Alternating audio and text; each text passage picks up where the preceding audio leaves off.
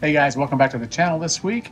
This week I'm going to do a couple upgrades on our 2023 Ford Bronco in preparation for a camping trip that we have coming up this weekend where we're going to Holder Mine and we're going to do some off-roading. All right, so we got a few new little upgrades for the Bronco. We got some door sill plates, or I would guess you wouldn't call them plates. They're stickers that will go down here and kind of help protect getting in and out from scuff marks. And we got a big screen protector to go over our 12-inch screen in here just to protect that. So I'm going to install those today. Yesterday we actually got the windows tinted and they turned out so far really nicely. We actually had the front windshield done. It's a ceramic film that will keep a lot of heat out of here. I mean, it's not real sunny today, but this dash is super cool right now. So I'm gonna get these installed and we'll see how they turn out. And we get a longer one. It's gonna have a nice crease in the middle.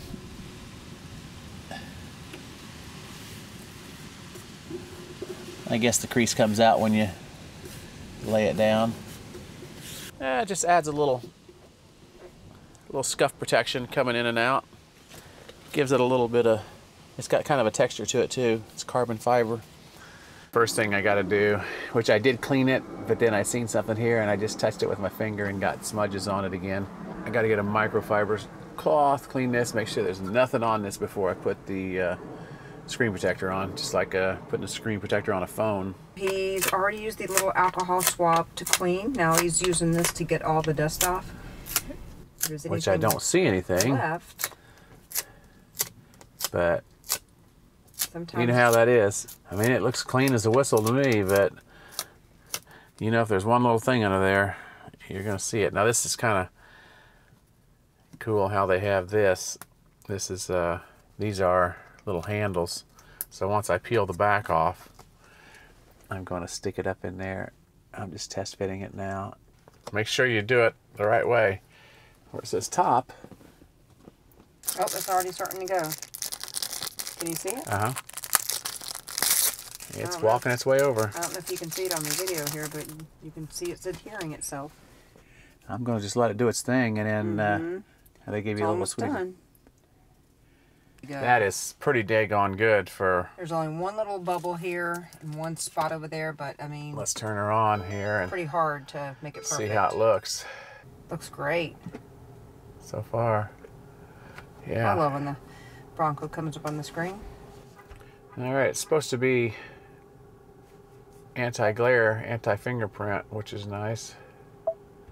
We'll leave links in the description below in case you have a Ford Bronco and you are interested in getting one of these. They also make it for the 8-inch version screen too, which my Ford truck has. I may get one of these for the truck because if it eliminates fingerprints, that alone I like. All right, so my plan today is to install these Lasfit ditch lights on Allie's Ford Bronco. All right, so I'm going to go ahead and open up the box here and see what we're working with. And I do believe I will need some extra wiring, as I did not order a wire harness with this. Now I will say that we did buy these. These were not in any way given to us or sponsored. I purchased these from Amazon. I'd seen some pretty good reviews on them and thought we would give them a try, the accessories. Okay, and if they turn out good, we will leave a link down in the description below where you can pick these up too. We got our mounting brackets and we got our pod lights. They feel solid. I do have some wire. I'm going to hook these in and run it into our auxiliary switches. I think I'm going to use the auxiliary switch 1, which when I read is the yellow wire, and that is a 30 amp circuit or fuse on that particular wire. I'll try these out and just see how much light they do emit. There's not much to the directions here. Looks like it's going to be pretty simple. I will end up taking this little guy out right here, this Torx screw, and that's where the bracket's going to mount to. I'll have to take this one loose just to pop this up a little bit and get under there to run the wire, and same thing on the other side. I'm gonna pop the hood up after I get that done and feed the wire down through and run it over here. The aux switch wiring comes out over here on this side of the hood, and it should be a pretty simple install. Now the tools that come with the Bronco, they do give you, a little tool set here with Torx. It only fits the larger one here. That one was not even tight. It does not fit this smaller one.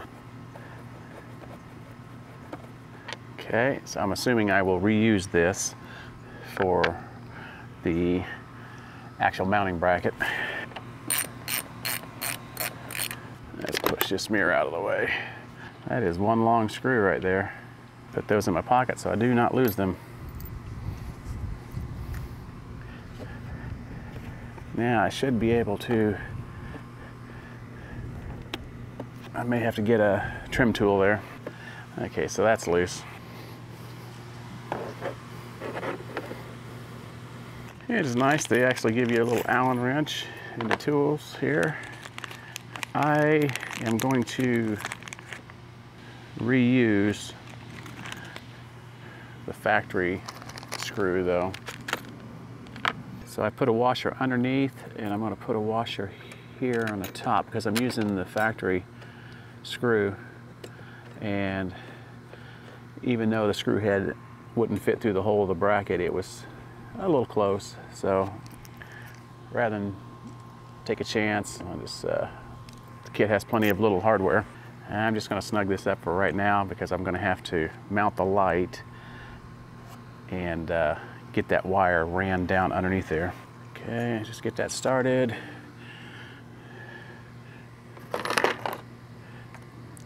And same thing on the other side. I'm just going to snug these down because we don't know where we want to aim them yet. Okay. Now I think at this point I have to pop the hood, and I'm going to have to run this wire underneath.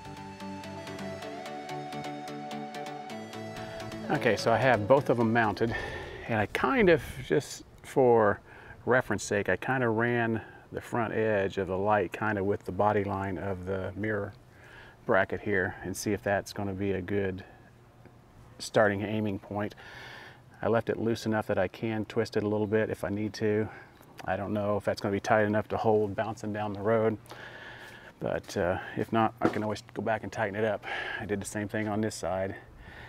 I'll have to say it was pretty easy taking this Torx bit out and just popping this piece of trim molding up and running the wire through the little opening that it has right there. I left a little bit of wiggle room in case we need to adjust it. Now I just got to get underneath the hood.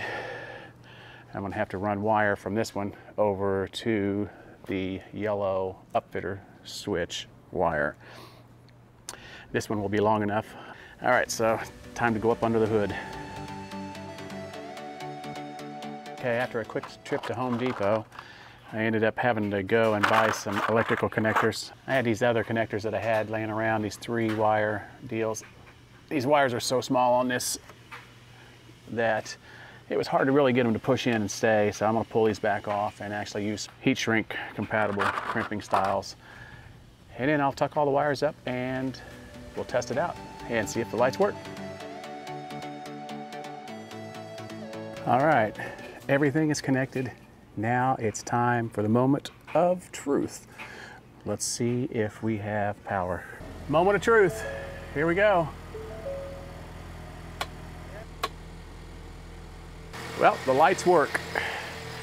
They seem quite bright, pretty nice looking lights. Now I just got to go under the hood and button everything up. Easy job. So in summary, really easy. Just take out a couple screws, mount them, run the wires down underneath this trim plate. They come out here. You've got your upfitter switches, the wiring for the upfitter switches, I should say.